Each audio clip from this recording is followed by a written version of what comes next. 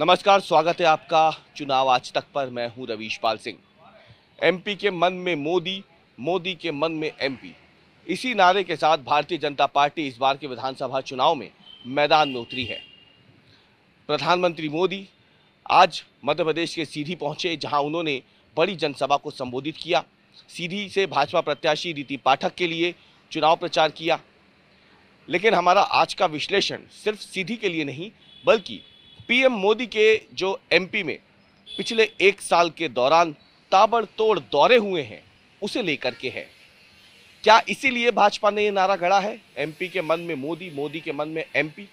ये बात तो अब जग जाहिर है कि भाजपा इस बार का विधानसभा चुनाव पीएम मोदी के चेहरे पे लड़ रही है। गानों से लेकर के मध्य प्रदेश में भाजपा के चुनाव प्रचार की हर सामग्री पे आपको एक ही नारा दिखेगा, एमपी के मन में मोदी। दरअसल प्रधानमंत्री नरेंद्र मोदी की जो वैश्विक नेता के रूप में एक छवि बनी है, उस छवि को भारतीय जनता पार्टी मध्य प्रदेश में 18.5 सालों की सरकार पर जो एंटी इनकम्बेंसी का साया मंडरा रहा है, उसके काट के तौर पर देख रही है। भाजपा बखूबी जानती है कि पीएम मोदी का चेहरा अगर आगे रखेंगे तो मध्य प्रदेश का संगठन, जो कि देश में सबसे ज़्यादा मजबूत माना जाता है भाजपा का, वो एकजुट होकर के काम करेगा और भाजपा यहाँ पर एक तरीके से अपने इस सबसे प्रमुख हिंदी बेल्ट के राज्य में बेहद मजबूती से चुनाव लड़ सकेगी। लेकिन इसके पीछे भाजपा की एक खास रणनीति भी रही है। आपको ये बता दें कि प्रधानमंत्री नरेंद्र मोदी एक साल में आज 13वीं बार मध्य प्रदेश आए थे और पीएम मोदी का ये जो दौरों का सिलसिला है, ये यही खत्म नहीं होने वाला है। इसके बाद भी आगामी 10 दिनों तक का जो चुनाव प्रचार बचा है एमपी में, इसमें प्रधानमंत्री की कम से कम 9 से 10 सभाएं रखी गई हैं, यानी रोजाना एक सभा तो कम से कम मध्य प्रदेश में पीएम मोदी की आगामी दिनों में भी होने वाली है। आखिरकार भारतीय जनता पार्टी पीएम मोदी के चेहरे पर इतना भरोसा क्यों कर रही है? इसके पीछे की एक बड़ी वजह है। पहली बात जो हमने आपको बताई, वो एंटी इनकम्बेंसी जो मध्य प्रदेश की भारतीय जनता पार्टी के ऊपर है इतने सालों की सरकार के बाद, उसे तोड़ा कैसे जाए, उस एंटी इनकम्बेंसी से खुद को बचाया कैसे जाए। तो उसके पीछे एक ही चेहरा है, वो है प्रधानमंत्री नरेंद्र मोदी। अगर वो सामने कर दिया तो भारतीय जनता पार्टी को लगता है कि एंटी इनकम्बेंसी काफ़ी हद तक कम हो जाएगी।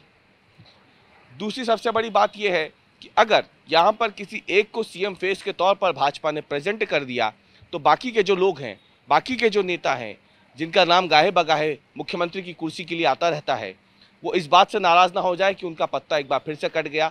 इसका नुकसान भी भाजपा को हो सकता है, इसीलिए प्रधानमंत्री के चेहरे को आगे कर दिया गया।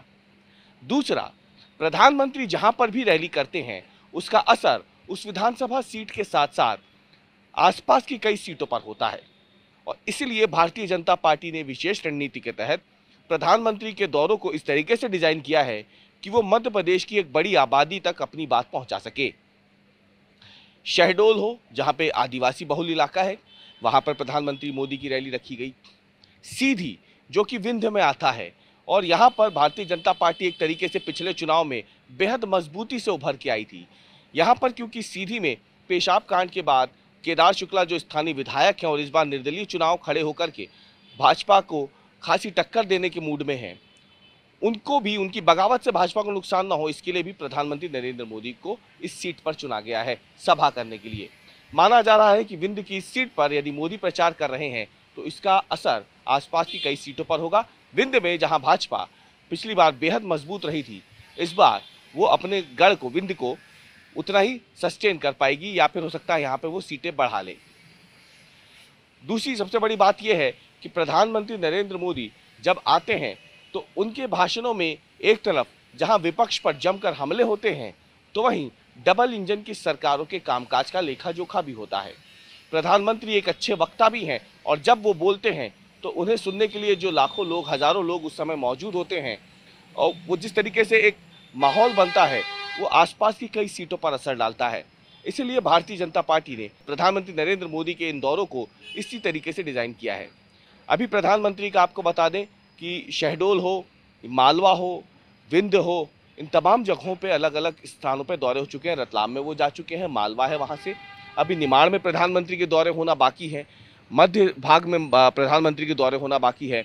ग्वालियर चंबल में हो चुका है, अभी वहां पे भी आगामी उनके दौरे होने बाकी है। बुंदेलखंड में पीएम मोदी को जाना है, दमोह भी उन्हें आना है, क्योंकि इसलिए हम आपको बता रहे हैं बुंदेलखंड में भी उन्हें आना है। तो प्रधानमंत्री नरेंद्र मोदी जो है, इतना तय है कि इस समय भाजपा का सबसे बड़ा चेहरा चुनाव के लिए बने हुए हैं और इसलिए भारतीय जनता पार्टी ने एमपी के मन में मोदी, मोदी के मन में एमपी के नाम से पूरा चुनाव लड़ना शुरू किया था और उसी पे वो आगे बढ़ रही है। तो पिछले 1 साल में 13 दौरे हो चुके हैं। आगामी जो दिन बचे हैं चुनाव प्रचार के, उसमें भी प्रधानमंत्री के रोजाना दौरे जो हैं एमपी में हैं और इसका मतलब बिल्कुल साफ है कि यदि भारतीय जनता पार्टी यहाँ से चुनाव जीतती है तो उसका एक बड़ा श्रेय प्रधानमंत्री नरेंद्र मोदी के इन ताबड़तोड़ दौरों को भी जाएगा, क्योंकि प्रधानमंत्री ने जितना समय मध्य प्रदेश के लिए दिया है, जितने दौरे पिछले 1 साल में प्रधानमंत्री ने मध्य प्रदेश में किए हैं, उतना उन्होंने किसी और राज्य में नहीं किए।